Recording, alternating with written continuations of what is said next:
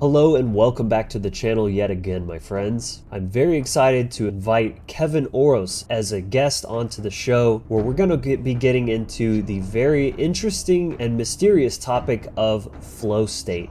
Kevin is an expert and has written his own course on this topic, and in this episode we're going to be doing a deep dive into what is flow state, how can you access it and stay in that state, and the many benefits of doing so. So I hope you enjoy it. That's coming up next.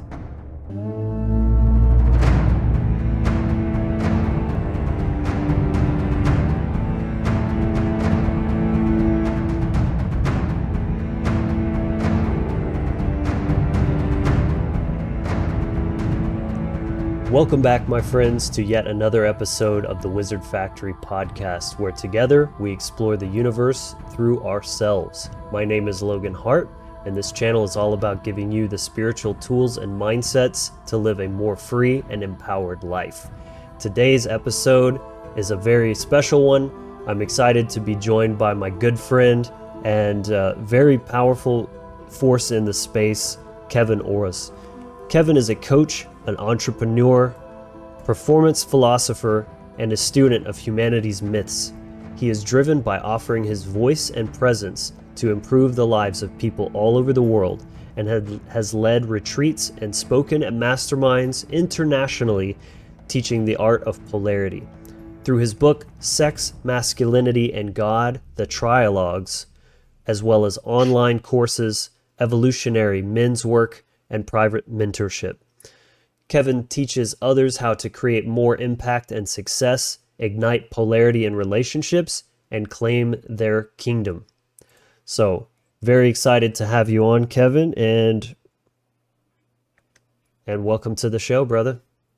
Yeah, great to be here, Logan. Just came off an amazing Facebook Live and looking forward to this. Yeah, that was really fun, and we got into polarity on that one. You've been a man of many hats and many talents, and covering a wide range, which is kind of similar to how we are here. You know, there's so many aspects that weave the tapestry of consciousness, and I think it's very important to have that broad perspective and be a skilled, a Renaissance man of sorts. That's So. right. Yeah, you really embody that very well. I've been following you for a long time and very inspired by all the work that you've done.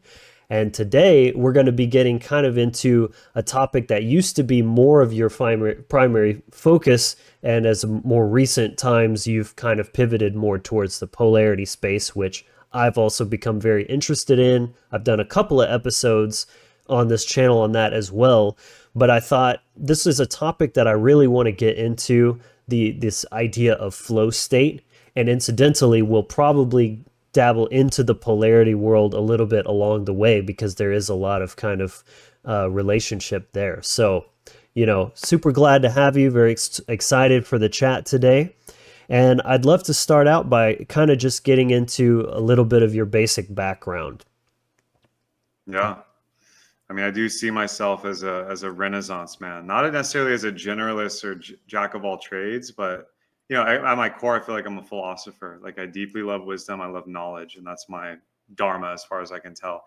I absorb and gather information, and then I share it in a very precise way to the best of my ability. And that's what has led me to, coaching, leading events, doing courses, podcasts, public speaking, and the like.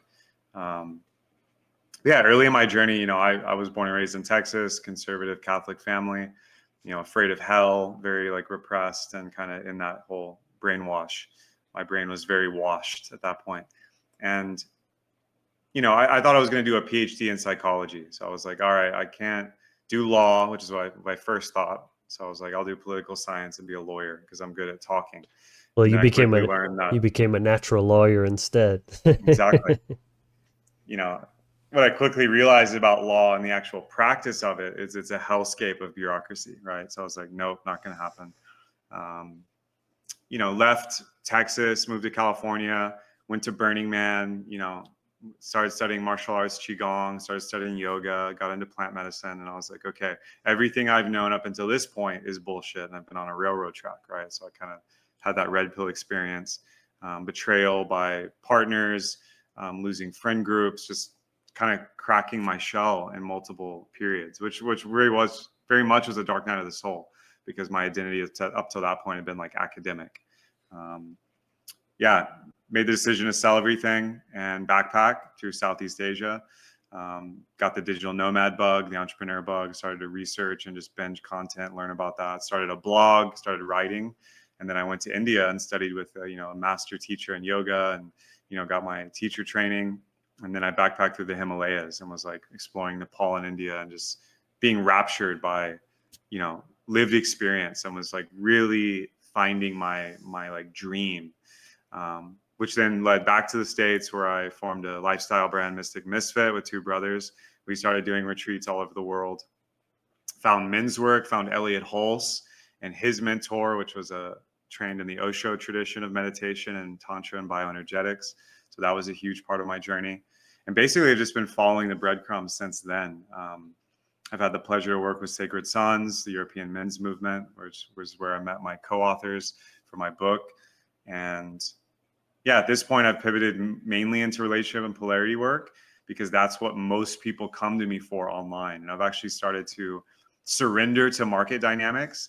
Obviously, I still talk about whatever I want and do my own thing in many ways, but in terms of running a business and coaching clients and, offering online courses and workshops and whatnot, polarity is what people most come to me for.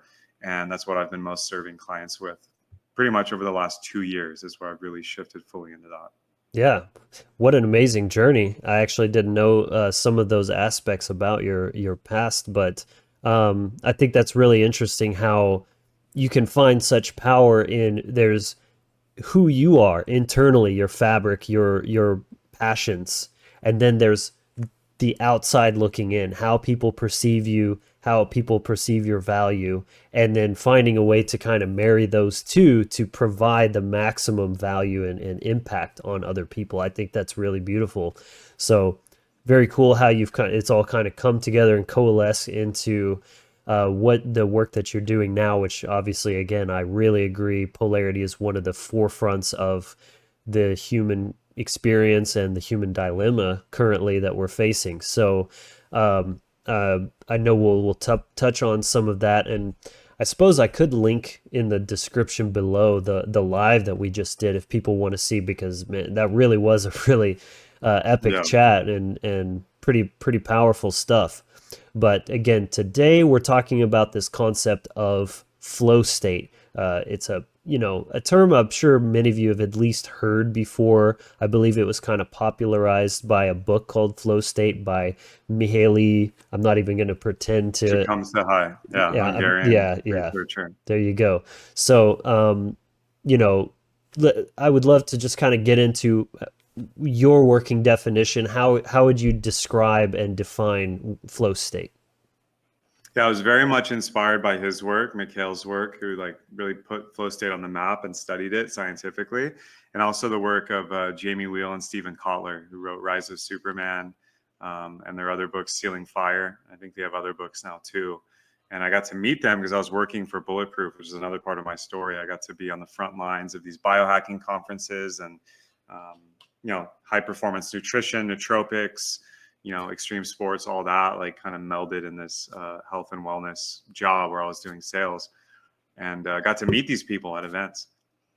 And basically flow state is it's the zone. Like when someone says he's in the zone, athletics, it's the most obvious, but you can do this on a first date. You can do this while writing, playing an instrument, any human activity can have flow in it. And a flow state is a state that has certain characteristics. One is a diminished sense of self. So you like lose yourself in the activity. Mm-hmm. Time dilation will happen. So it can only be 5 minutes, but it can feel like an hour to you because you're so present. There's also a dance between anxiety and ease. So you're just below the anxiety that would cause you to pop out and kind of like be in your head, but it's not so easy that you're bored. So it's a very stimulated state that floods your body with dopamine and norepinephrine and oxytocin and adrenaline and endorphins, because you're so like you're jacked in, like you're like Neo seeing the code, and you can, reach these almost altered states and mystical experiences. And that's often, in very intense flow states, you do kind of come into this unity consciousness. And so, it's been scientifically studied. We can literally watch the brain when you're in flow state. It's called hypofrontality. So you kind of leave the frontal lobe and move into other parts of the brain, because the frontal lobe is about inhibition and, precognition, planning, executive function. But when you go into hypofrontality, that kind of diminishes and you go into pure sensation. So the parietal lobe is more active, or the language part of the brain, or the sensory part of the brain.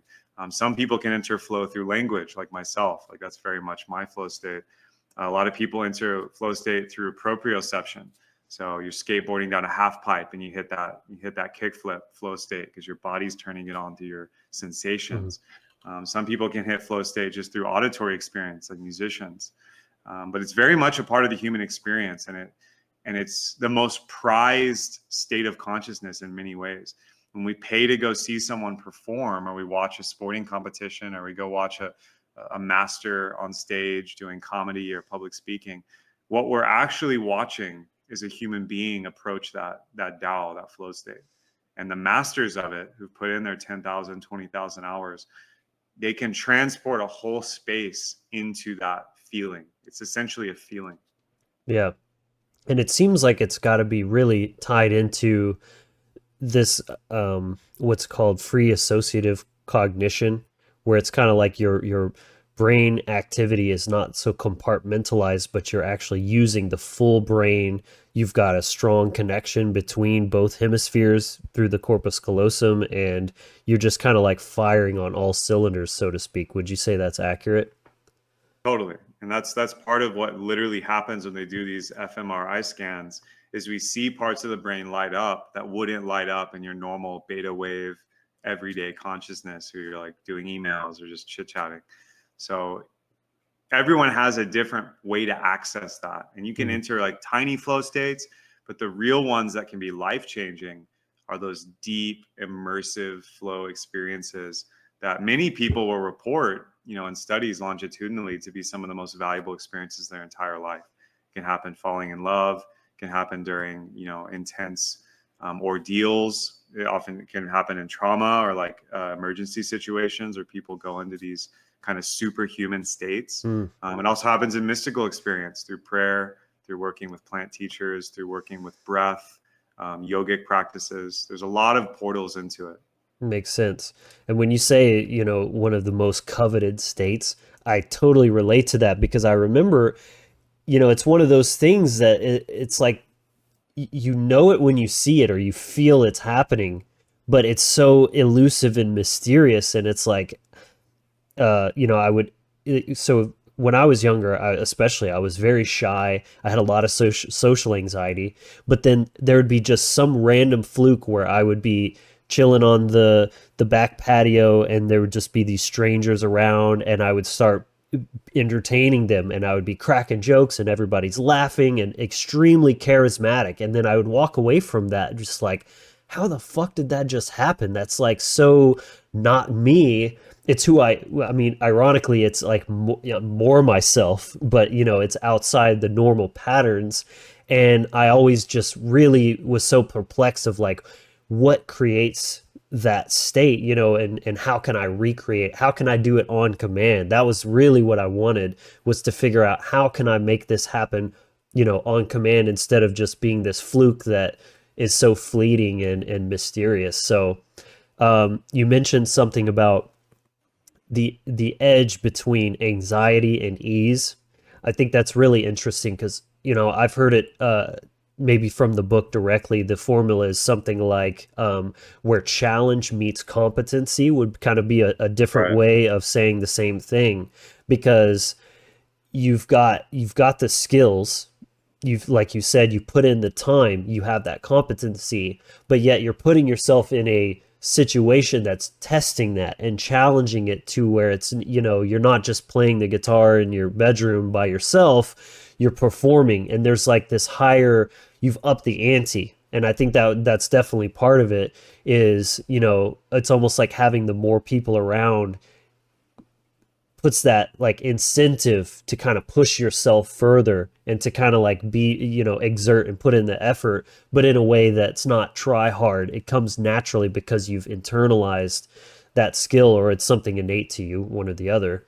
But yeah, that's a very interesting dynamic and interplay, and this could be one area where I kind of see polarity as linked, because it's like a masculine and feminine aspect of the ease being the feminine. Or you could look at the sympathetic and the parasympathetic nervous system is kind of like finding its precipice, where you've got that fight or flight happening, but also rest and comfort and just kind of like being present, like you said, is a big aspect of that. What are your thoughts on that?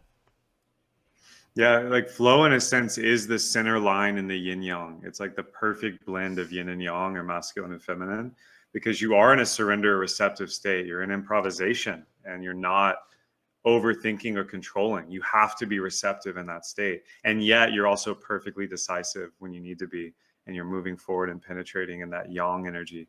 So it can be a very healing experience. And like you said, many people, myself included, when we're in flow state, we feel most ourselves, because Yeah. we're not overthinking or in negative self-talk or overanalyzing or like stuck in that. We're locked in. Mm. We're immersed in what we're doing. We're fully present, which is the most coveted thing, right? Presence, human Mm. presence.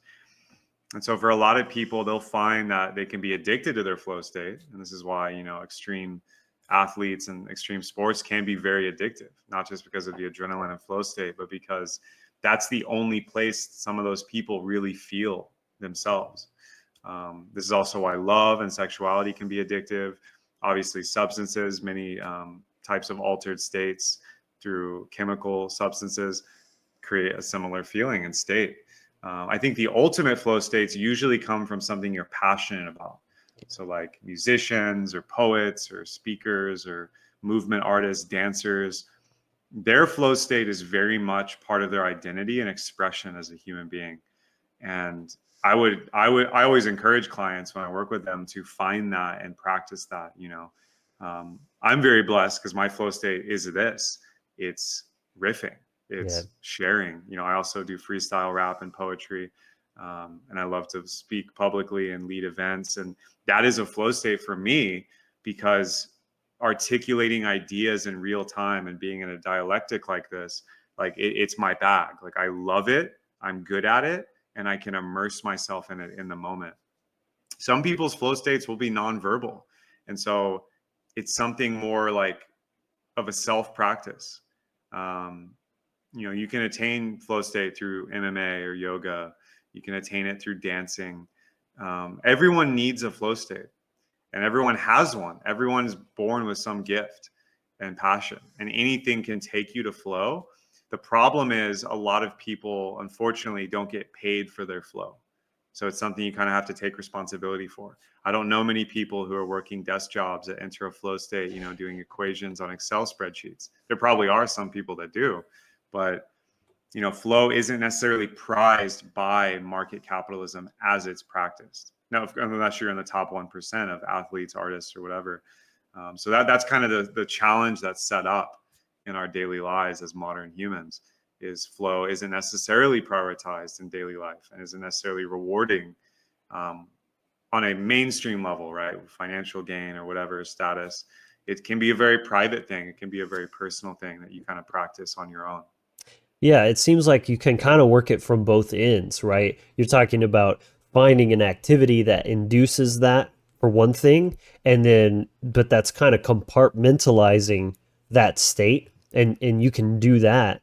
But I think another approach would be, cultivating the simple practices, something like breath work or something. I'd like to get into this later on in more detail about what those things are, but just as a broad thing, is like finding ways to cultivate flow state and bring that to whatever you might be doing, and just kind of keep it always on, so to speak.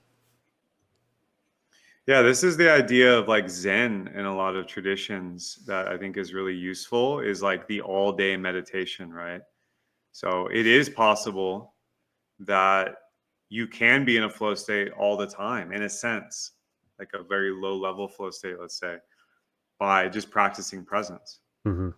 watching your breath, feeling your sensations, noticing reality. Like observation itself, it can be a flow state because you have to be present. If you're really looking and being hyper present, like walking in nature is a great example of this, where you can just naturally go into that relaxed. A lot of it's associated with alpha brain waves, which are kind of the waves right before you go to sleep and right when you wake up, or when you're in a relaxed meditative state, you'll go into alpha brain waves. Most human activity is happening in the beta brainwave Right. state, which is a certain frequency of like frenetic action and da da da da and thinking. So a lot of people, if they're living a life like that and they have mindfulness practice, they can be in a type of flow almost all the time. And you'll find that those people are very present, they're very kind, they're very relaxed. They're probably not quick to emotionally erupt or respond in negative ways. And, we need more of that in the world. I think flow is not optional. It's actually necessary for kind of where humanity's at right now. Agreed. It's like its own skill that, it just takes work and practice and know-how, and you can, kind of build that up like a muscle or something. But I really relate to when you're talking about what we're doing now, for example, doing these podcasts and things, having real-time conversations, of course, playing my guitar. My favorite is to just pick it up and play, improvise, and just, have that stream of consciousness. That's probably the height of when I experience that is, and that's why I love that so much, because it's kind of a way to get out of my head and just be really connected and present. Another way this can kind of relate in, and I want to tie this in with polarity again, is, so first of all, just the name flow state, right? This word flow kind of has this feminine connotation, and sure, there's some validity to that, because the masculine archetype is meant to be somewhat rigid and firm and hard and decisive and just kind of like linear, like a laser beam, whereas the flow, is kind of associated with water as a feminine element, emotions, and all this kind of stuff. So I see where that's coming from. But when we're kind of talking about this and deconstructing it, it's interesting because it seems like a man or a woman can be in flow state but still embodied in their essence and being, and not just being like, it's not going to effeminize a man necessarily for being in flow state. He can still kind of keep that intact. Totally. I mean, I look at it like physics, like a lightning bolt, which I would say is very masculine, right? Like all the thunder gods or these masculine patriarchs. A lightning bolt is a flow of electrons at high speed. It's just happening instantly. It's like boom, decisive penetration. But the actual energetic is flow. It's pure flow. And like that's kind of one of the mind fucks of reality, is everything is flow and matter. Matter, mater, matrix. It's mother. It's feminine. Now that being said, our consciousness as men, let's say, or masculine beings, is that principle of logos, or the masculine energy. And so for me, a flow state, there's masculine and feminine flow states. Right. You can look at It's kind of at what I was trying to get at. any kind of level. There nailed are it. more feminine flow states of like love and nurture and dance, or expressive. More surrender, probably. Yeah, much more a surrendered state. It can be more in the body, more emotional. And those can be more feminine flow states, which men can also enjoy. There's also very masculine flow states. Imagine the stock trader or the MMA fighter. They're in a very concentrated, hyper masculine, penetrative, strategic state, but they're in flow internally. Right. So it's almost like I forget it is Dharma or one of these uber martial artists, like Tao masters, Zen masters. They're like, you want to present yang, so you're like boom, you're decisive and masculine yang, but hold inner yin, or vice versa. Like a woman can present yin but she's holding yang. It's kind of like that yin yang dynamic equilibrium. And I think that's very key for flow states, because if you don't have the opposite energetic, at least in a tiny proportion, like 90-10 or 80-20, you'll go overboard and then you'll come out of flow. Yep. Because you actually can't hold the equilibrium. Yep. We touched on that a little bit in our previous talk on Right. your Facebook Live, of like looking at the yin yang symbol as depicting that little offset of energy, the little dot, that's that 90 or that 10 or 20% that you're talking about, that's kind of keeping you tethered. So like even with the lightning strike, there's the 90% masculine, but the flow is still there, that feminine flow of movement, transfer. It's interesting. Totally. Hey guys, hope you're enjoying the episode so far. I just want to take a quick moment to offer you a special gift. It's the free initiation package download. This is a free download package that includes the Toolbox mini course. I created this package to equip you with all of the essential tools you need for any type of energetic or magical practice for anyone serious about their spiritual development. It's comprised of 3 parts: the circle, the breath, and the voice, where you'll learn how to cast the circle of the magi, various breathwork techniques, including a powerful guided breathwork meditation, rune galler, and more. You'll also get access to the Inner Sanctum, our private Facebook group and Discord server, as well as some Wizard Factory wallpapers for desktop and mobile, all for free. And for those who've already seen this course, I'm happy to announce that this is a brand new remake with better production and even more information. You can find the link to get yours in the description below. So check it out and let's get back to the content. Cool. So we've kind of covered like what is flow state, a little bit about the formula, the recipe. Would there be anything you wanted to add to that? I mean, I do have a course on this that I should mention, Flow State Mastery, which is, when I was this was years ago when I was geeking out on this and just obsessed with it. I created a course. It was my first online course, which you can still find on my website. And I have my cocktail or my formula, which was heavily inspired by, many of these thinkers you already mentioned: Kotler, Wheel, Chicum other, high performing entrepreneurs. And my cocktail I found was, if I did this either all together or mix and match them as a practice, like a morning practice, you can do it any time in the day though, I would get into flow states more reliably.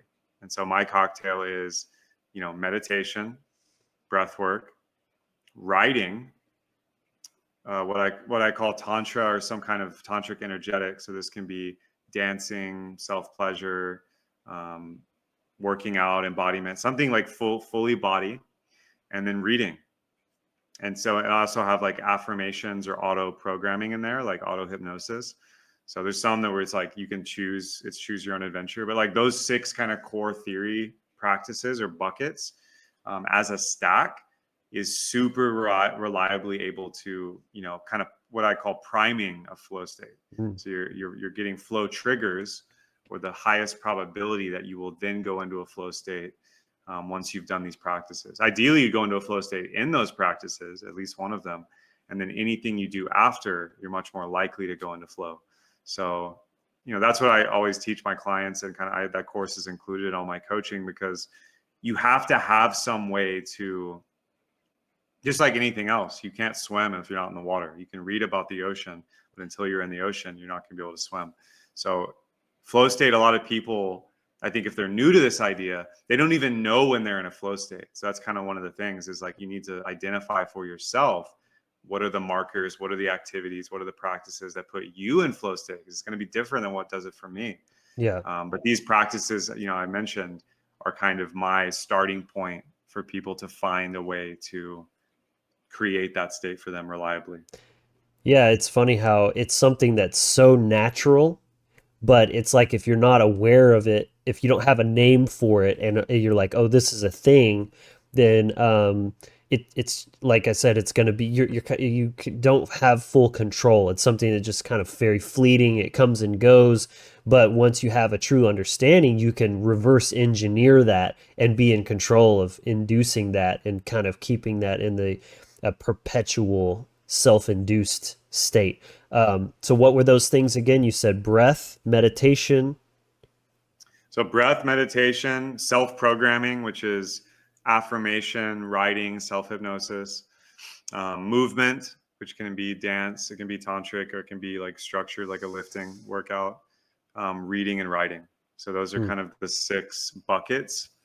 And, honestly, the most powerful is meditation and breath work for me. The other ones can be a little more cerebral or in the body, which is great. But meditation and breath work, they're the ancient ones, right? This is, the ancient Taoist and yogic practices that all ancient, wisdom traditions are based on. Yeah, it's kind of one of those human 101 activities, especially to keep your spiritual hygiene on point. I'm curious if you're familiar with the exteroceptive versus interoceptive focused meditations. I watched a Huberman podcast about this, and I'd never heard that before, but it was really fascinating because, again, this relates into polarity as well. Men tend to be generally much more exteroceptive, meaning your attention is naturally geared towards everything that's happening outside of your body. And women tend to be, again, these aren't just hard rules, they're tendencies, they're, generalities. Women tend to be more interoceptive, very aware of their body, their emotions, sensations, things like that. And so if you have an imbalance, which is, meditation means to find the center, the middle, the medi, mediating is, you're trying to offset an imbalance because everything in modern life especially is there to throw you off kilter, to put you in dialectics and different forms of imbalance. So that's another reason meditation is such an important kind of just daily practice. But it's very dependent on where your imbalance is. If you're neurotically exteroceptive and just worrying about, oh, there's a leaking pipe and I got to go pay the rent and all this kind of stuff, then you need interoceptive meditation, which is focusing your awareness inward to the body, the third eye center where there is no nerve sensation. It's the one part that you can focus on where there's actually no data coming in, and that's offsetting that neurotic external, and again, vice versa. If you're too much in your internal state, oh, I'm so sad and depressed and anxious and all this kind of stuff, then an exteroceptive form of meditation, even something like taking a walk in nature where you're moving, you're looking outside of yourself, that tends to you really balance things out. What are your thoughts on this and how it relates to uh, men tending to be one way, women tending to be another, and then finding a flow state that kind of matches that as well as the meditation aspect? Yeah, I mean, I think Huberman's great. He has a lot of stuff that's on this kind of the neuroscience of flow states and, human biohacking and potential. And I think it's great that that's entering the mainstream. And I agree with that tendency. Men definitely do tend to be that way, and women the other, with the external or internal focus. I do think more and more people are finding that they need to rebalance because, like you said, if you are in a depressed, kind of like anxious, self-critical state, you're too interoceptive. So meditation may not be good for you. Like, Right. people think meditation is like some holy sacred thing. Like, some people should not be meditating. Like, meditation is ideal if you're very busy and stressed, but also have a strong sense of self, and like you're psychically healthy. The meditation will take you out of the overwhelm and actually bring you back to center. But if you're actually way too into your own inner world and kind of the pity and victimhood narratives, meditation can make that worse. So I think a lot of people actually need to go exteroceptive and get in their body. They need to dance, they need to lift weights, they need to do jujitsu, they need to swim, they need to go on a hike.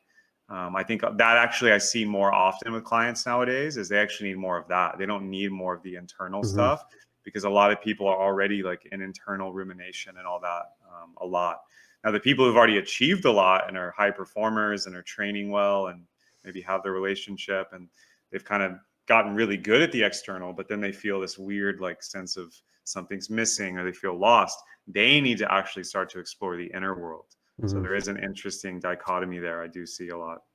Yeah, I find for me personally, it's so odd, but cleaning of all things tend to be one of the most effective ways for me to get into a flow state because it's Yeah. it's simple enough that I'm not sitting here like doing heavy calculations. It's very natural, and you kind of get in the groove and the flow, but it's still action oriented. It's not just sitting in a room quiet and still. You're doing something. And I think men especially need that action. We need to move and get shit done, and that's something that really kind of stimulates the healthy parts of ourselves and make us feel like, okay, that felt really good.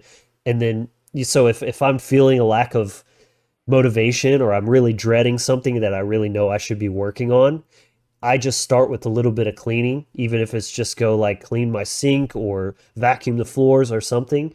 And just doing that first action, oftentimes, motion creates emotion, the emotion that you're wanting. And then what you were dreading before, you feel excited. You're just like, okay, well, that felt great. What's next? Sometimes for me, just doing something first, even if it's the thing, like if you're dreading a workout, and you just do the first 2 or 3 sets, you get the blood pumping and those little bit of endorphins flowing in, then you're like, you actually crave more of that, and you go even harder into it, and you're like, I can't believe I was sitting here like dreading this. This is great. Totally.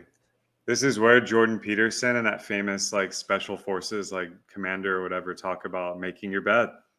Just make your bed. Yeah, It's the first successful action of the day.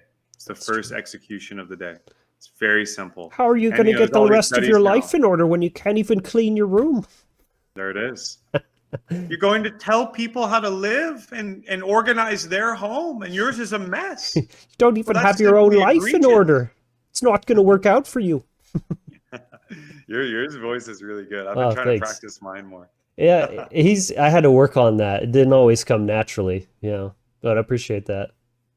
He's the best. But yeah, I think especially for men, external actions like cleaning or organizing things. And there's all these studies now that show like, yeah, you're now super creative people actually can get inspired from like having a messy, chaotic space. Like there is Yeah. correlations there. But for most people, if you have a clean room, clean space, there's not shit everywhere, there's not chaos around you, that will impact your internal world. And it makes it easier to do, like you said, like the thing you're dreading, or like if you're struggling to get momentum or motivation, starting there can be powerful. And Yes. for me, it's always in the body. Like I have like a rebounder at home. It's like a small trampoline. Ah, If I just go jump in the sun, no matter what state I'm in, after that, I feel better and I can probably do whatever I want. If before I was like, well, I'll do that later, or I'm not feeling, maybe I'll just chill, like just jump. And it's like lymphatic drainage, yeah. activates endorphins, sunlight's another one, it's key. Little things like that. Like I think for most modern people, because of the screens and because of the way we live, just get in your body, just shake, just dance, do some push-ups, do some crunches, do some squats, just do something simple to get in your body, move energy, move your energy body and move your physical body, the lymph and blood. And then you'll quickly find that whatever you were ruminating on or whatever the negative vibe was, it's either gone or it's shifted. And it doesn't mean it's not going to come back, but it means that you've created a pattern interrupt for yourself, and then you have potential for flow. There you go. Love it. So, any other useful tips or hacks or insights into this topic in general? Yeah, I think most people, their ultimate gift to the world has to do with what puts them in a flow state. So I do Hmm. think there's a Dharma connection. So whatever you love doing, it There's a can be reason knitting, for that. it can be gardening. There is exactly a reason for that. And also, it will look like work to other people. People will be like, wow, how do you do that? It's so hard. But for you, it will feel like play. And they say, "Oh, you make that look easy." Right. And pay attention to that. That has to do with your gift to the world. Now, Hmm. that may not be your career, it may not be like your grand art, but it will fuel it. So it'll be connected to it in some way. And I think the happiest people that are the most successful, they've aligned their mission, their career, their income with their flow and their dharma, and they all meet at the center of that ikigai, right? Like ikigai is the idea of what you're good at, what the world needs, what you can be paid for, and what you can serve and give back with. And you want to find the center point there. That's kind of the goal when you talk about vision, career, purpose, for especially for men, but also for women. So, flow state's non-trivial. People need to understand how important it is. And I think some people have lived so long without flow in their life that it can be really brutal to come back to it and admit what you've been ignoring or neglecting that actually brings you more into flow. And so that's a lot of the work I do with clients when I'm coaching, is helping them come back to that and helping them fuel what they're doing with flow state, as opposed to making flow state the side thing, or like, oh, it's a reward once I do the hard, important things. It doesn't have to be that way. Yeah, I love that you added that as a kind of an overview or kind of a final thought on this, because it makes it very personal. Everyone has a dharma, everyone has something. It's going to be different for everyone, but you have to find out what that is. And in the beginning, we were talking about this idea of being a Renaissance man or a Renaissance woman. What that really means is stepping into your human potential, right? Modern society has us so locked into these very rigid roles, and I'm just a machinist or a landscaper or whatever, and like that's your thing. And outside of that, well, I just drink beer and watch football and like don't have any skills or whatever. But I mean, humans are so amazing and capable of so much more. And even from a young age, I was always very inspired by people like Leonardo da Vinci, who was so many things that seem like these unattainable things, but it's about having a connection with yourself, not being afraid to try things and just stick with them and embrace the suck too, because everybody who's ever been great at something sucked at it first. And so Right. there's such a fear of failure. There's such a stigma around that with people, that they're so afraid of that uncomfortable feeling of not being good at something or perceiving it as a failure, that they just never bother to try. So I mean, that would be first, is just cultivating this spirit of curiosity and just like fearless exploration of just like trying different things and finding out, because that's the only way you're going to get to know who you are, what you're good at, and what those gifts are that you owe it to yourself to cultivate, and then you owe it to the world to share that with others, because those are the very things that make the world a potentially beautiful place. And the more people are actually doing that, the more abundance of art and culture and music and all these wonderful things that we all get to experience together, that those are just lying dormant within people who are just stuck in their jobs and stuck in their narrow mindset. So, I mean, that's what I would like to kind of leave people with as an encouragement of, like you said, man, this is not just some gimmicky thing or a trend or whatever. This is a essential way of life and a component that is possibly missing from so many people's just mindset and daily practice. So you have to find that thing, or not just that one thing, but those many things, you know. Everyone has different talents. Some people are more talented than others, and that's okay. It's not a competition. But for me, I mean, I love music, I love cooking, I love graphic design and editing video. I mean, I do a lot of things, and I just feel like I haven't even started yet. I have so much more in life that I want to experience and try different things. And the beauty of it is they all synergize together. The better you get at music, the better chef you'll be, because there's all this Right. crossover with things, especially when it comes to creativity. It's like you're finding those common threads in the same process, and it brings out all that extra nuance in things. Totally. And this is the key to an enriched life and feeling engaged in life and excited, is that you fill it with things that bring flow, which also bring joy.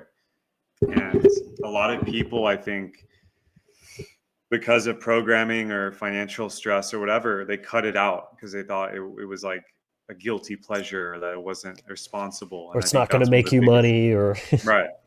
That's one of the biggest mistakes you can make, and you got to go easy on yourself and accept that, yeah, not everything will be, you know, by the book and what other mm, people want for you, but realize that most of what other people want for you and what you've been taught is fucking bullshit.